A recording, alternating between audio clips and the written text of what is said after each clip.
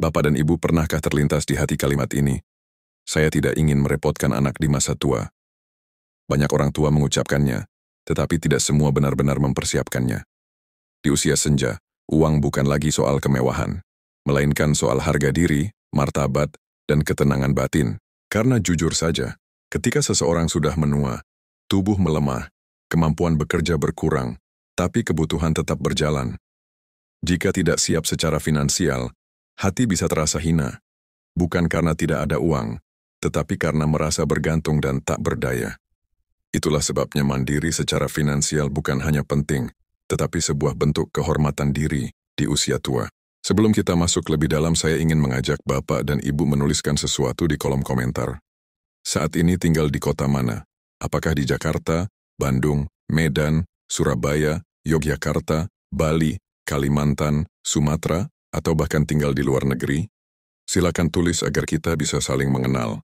Bayangkan kita seperti sedang duduk bersama di teras rumah menjelang sore, ditemani angin sejuk dan secangkir teh hangat. Terima kasih juga karena sudah terus mendukung channel Kesehatan Lansia TV, tempat Bapak dan Ibu belajar menjaga kehormatan, kesehatan, dan kebahagiaan di usia senja. Di zaman sekarang banyak orang tua yang merasa serba salah. Ketika meminta bantuan anak, khawatir dianggap membebani. Tapi ketika diam dan menahan diri, hati terasa sakit sendiri. Di satu sisi ingin mandiri, tapi di sisi lain tidak tahu harus memulai dari mana.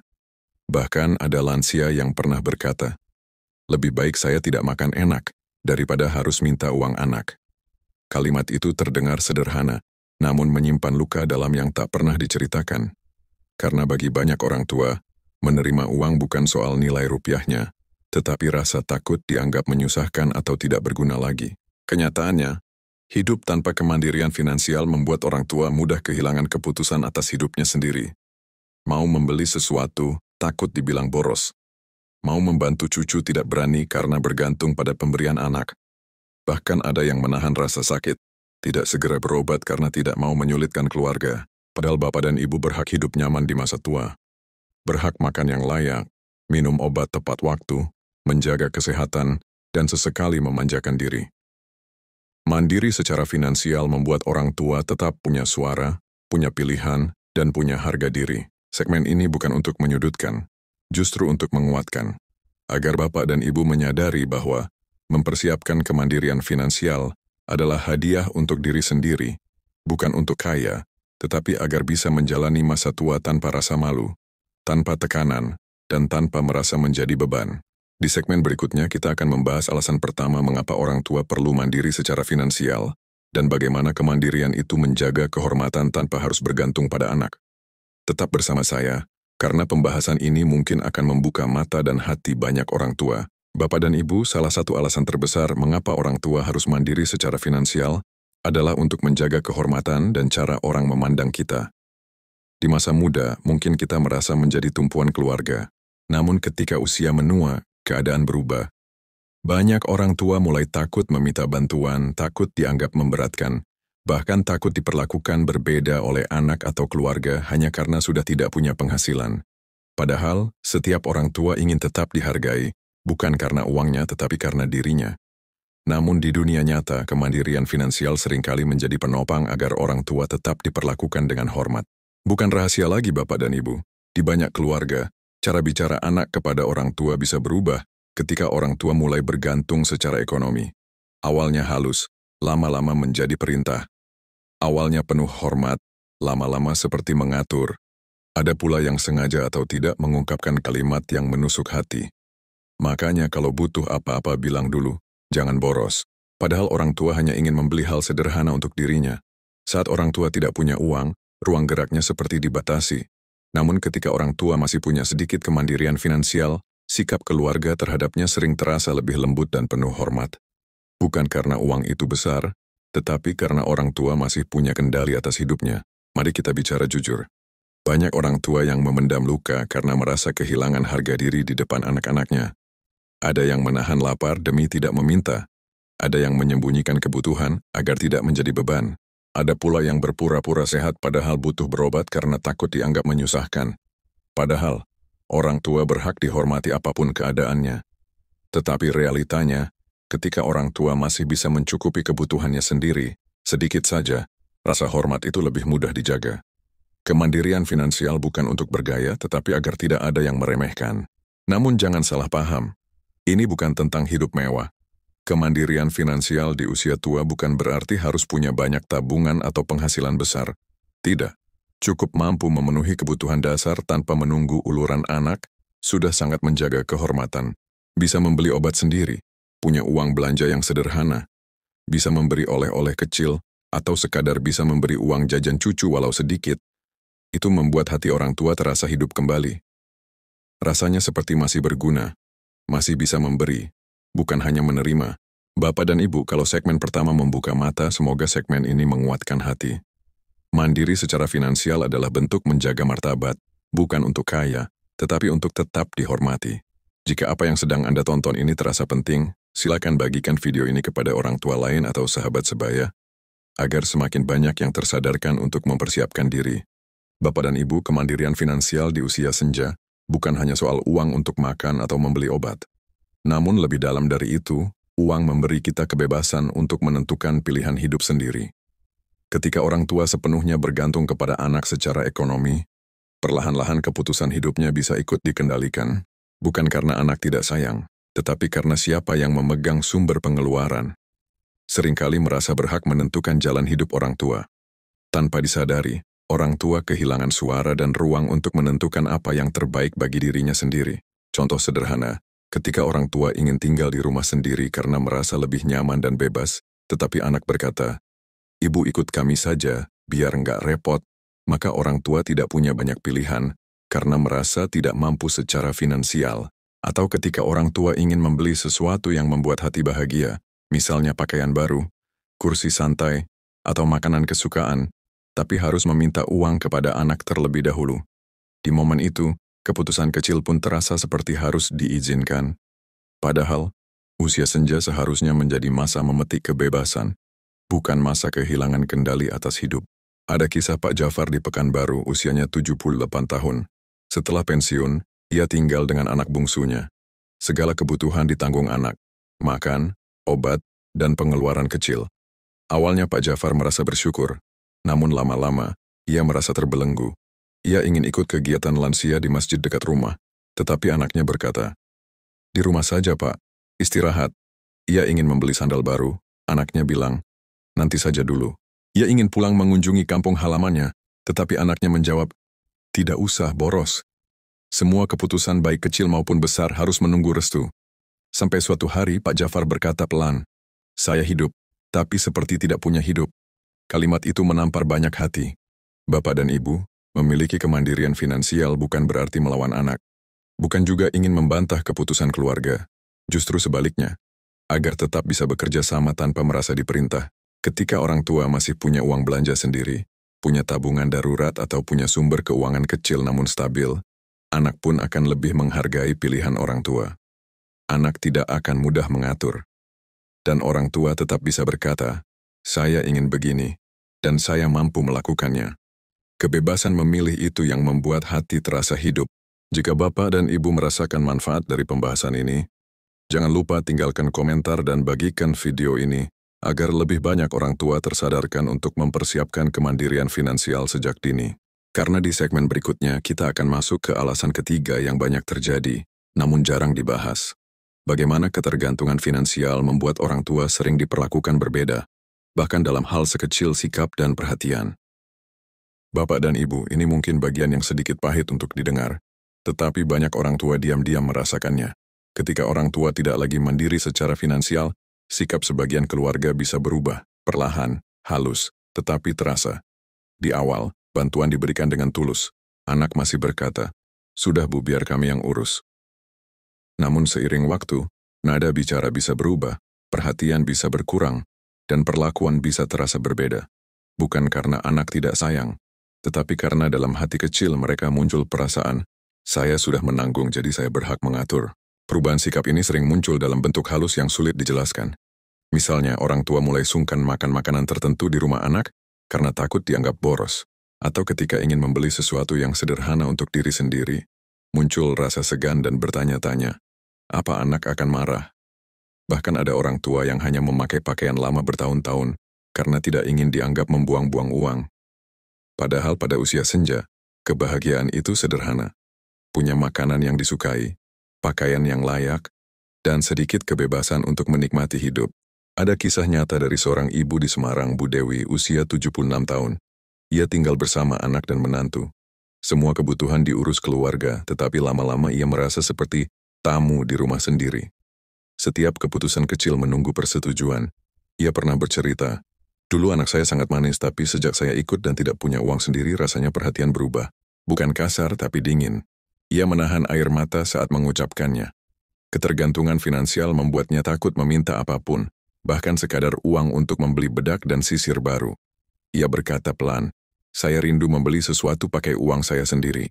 Hati siapa yang tidak tersentuh mendengarnya. Bapak dan ibu mandiri secara finansial membuat orang tua tetap memiliki nilai di mata keluarga. Bukan karena uangnya, tetapi karena keberadaannya dianggap kuat, tidak merepotkan, dan tetap punya wibawa. Ketika orang tua masih bisa membeli keperluannya sendiri, keluarga cenderung lebih menghargai, lebih mendengarkan, dan lebih memperlakukan dengan hormat. Ingat, ini bukan soal jumlah uangnya. Bahkan uang kecil pun bisa menjaga martabat. Yang penting, orang tua tidak sepenuhnya bergantung hingga kehilangan suara. Jika sejauh ini pembahasan membuka mata dan hati, silakan tinggalkan komentar. Saya ingin mandiri sebagai bentuk niat baik. Di segmen berikutnya kita akan membahas alasan keempat, yaitu bagaimana kemandirian finansial mencegah orang tua menjadi korban tekanan, tuntutan, atau manipulasi dari keluarga maupun orang lain. Bapak dan Ibu, satu hal yang jarang dibahas tetapi sangat sering terjadi adalah orang tua yang bergantung secara finansial mudah menjadi sasaran tekanan, tuntutan, bahkan manipulasi, baik dari keluarga maupun orang lain. Tidak semua anak atau kerabat memiliki hati yang lembut. Ada yang secara halus menekan, ada yang memanfaatkan kebaikan orang tua. Bahkan ada yang menjadikan ketergantungan orang tua sebagai alat kontrol untuk mengatur hidup mereka. Dan yang paling menyakitkan adalah ketika orang tua terpaksa diam karena tidak punya pilihan lain. Contohnya, ketika orang tua tinggal bersama anak dan tidak punya uang belanja sama sekali. Kalau ingin makan sesuatu yang berbeda, harus menunggu dibelikan. Kalau ingin membantu cucu, tidak punya kemampuan. Bahkan ketika ada saudara atau tetangga meminta bantuan, orang tua hanya bisa menjawab, "Saya sudah tidak punya apa-apa lagi." Bukan hanya soal uang, tetapi soal hilangnya kemampuan memberi. Padahal memberi adalah salah satu bentuk kebahagiaan terbesar orang tua. Ketika orang tua tidak lagi bisa memberi, sedikit demi sedikit rasa harga diri ikut memudar. Ada kasus yang lebih berat. Seorang kakek di Kalimantan, Pak Hasan, usia 81 tahun, tinggal bersama anak bungsunya. Semua pengeluaran ditanggung sang anak. Tetapi setiap kali Pak Hasan ingin berkunjung ke rumah anaknya yang lain, si anak berkata, "Jangan pergi-pergi dulu, Bapak tinggal di sini saja." Bukan karena sayang, tetapi karena takut Bapak minta bantuan ke anak lain. Bahkan ada yang pernah berkata, "Bapak jangan macam-macam ya, semua butuh uang." Kalimat itu seperti belenggu yang melukai hati orang tua. Pak Hasan hanya tersenyum, padahal di dalam hati ia ingin menangis.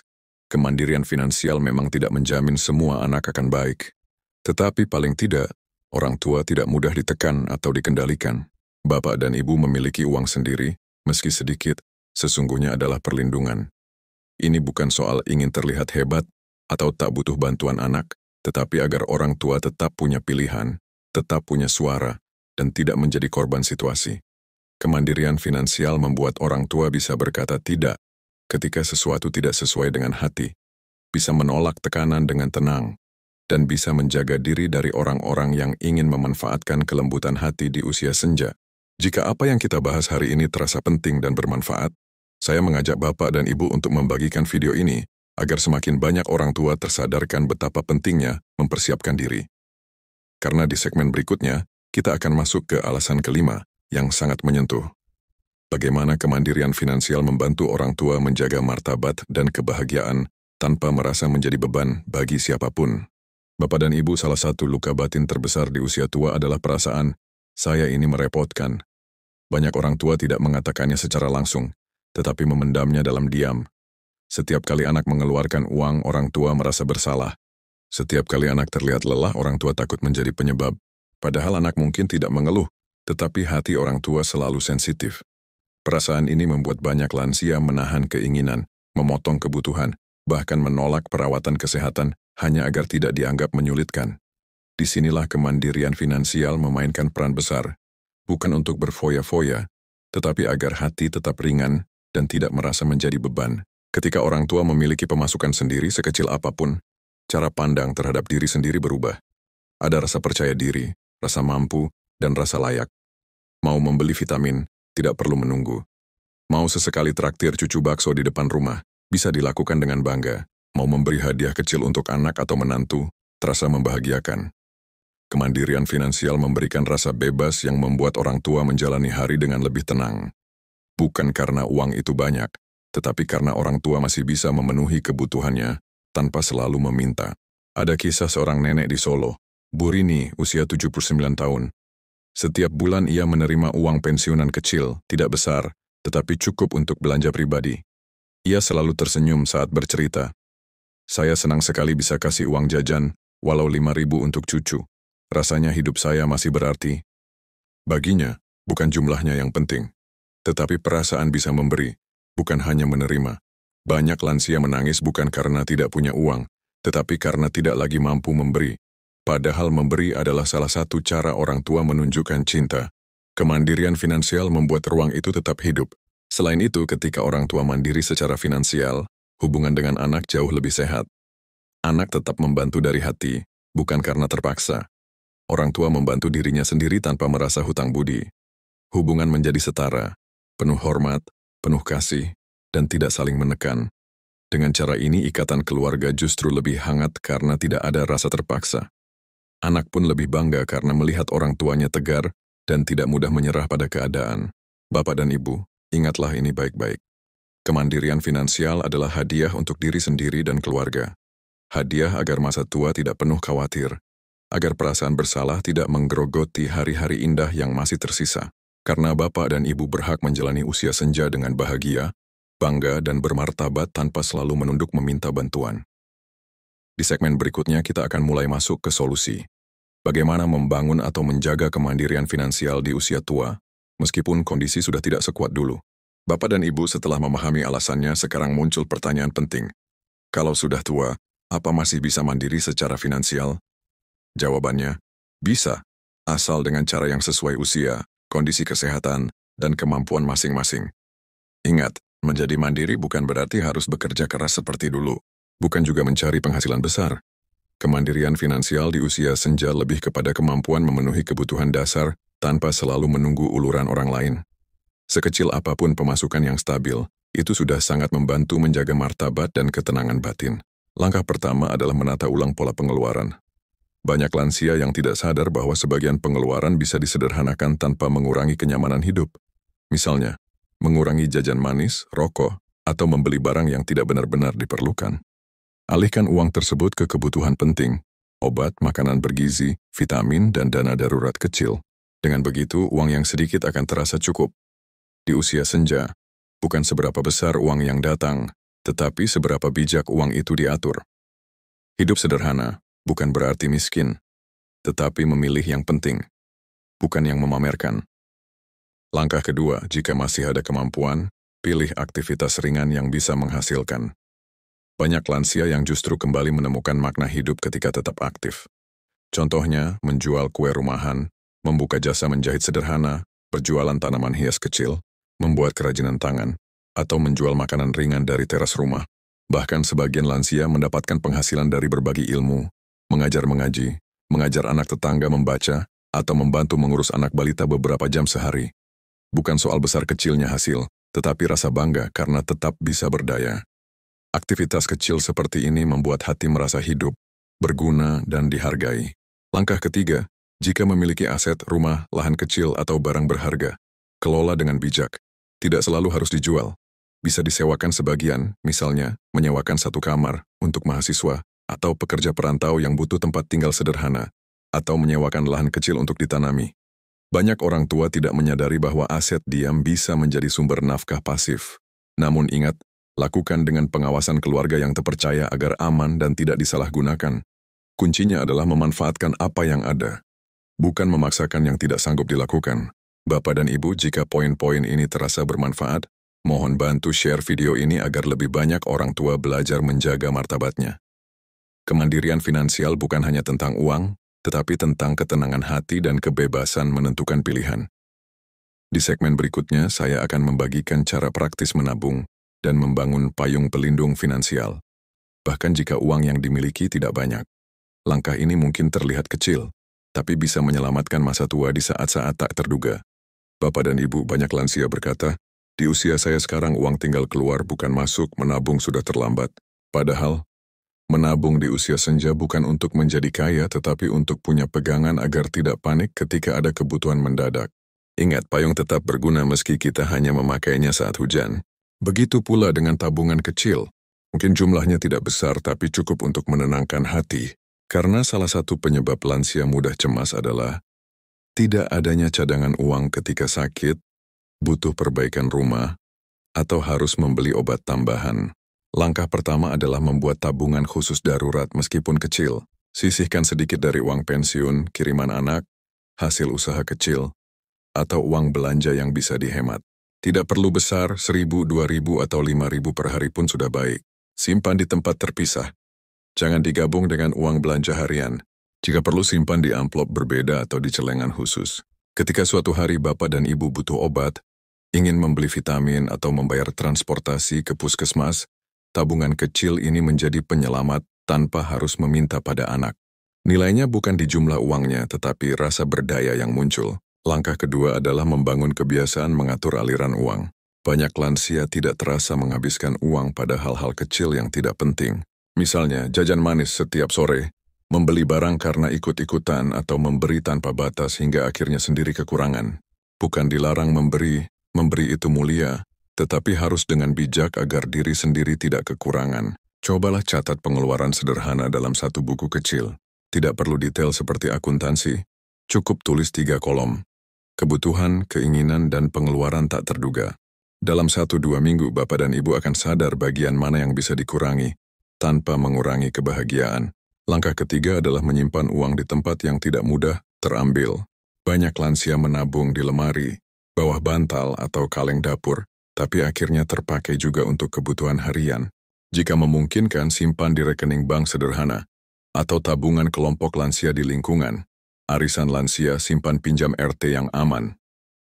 Yang penting, uang tersebut tidak mudah diambil kecuali saat benar-benar perlu. Tujuannya bukan mempersulit diri, tetapi mendisiplinkan diri menghadapi godaan. Karena menabung itu bukan soal mampu atau tidak, tetapi soal membangun kebiasaan kecil yang menyelamatkan keadaan besar. Bapak dan Ibu memiliki payung pelindung finansial meski kecil akan membuat hari terasa lebih ringan. Tidak ada lagi perasaan panik kalau harga obat naik.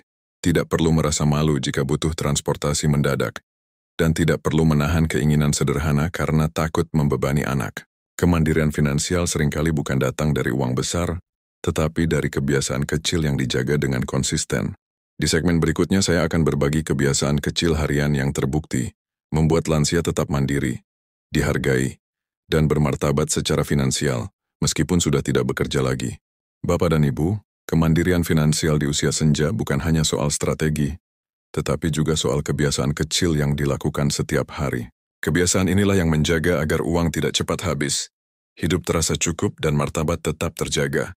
Banyak orang tua terjebak dalam pola mengalir saja, sehingga uang habis tanpa sadar. Padahal, hanya dengan beberapa kebiasaan sederhana hidup bisa jauh lebih teratur.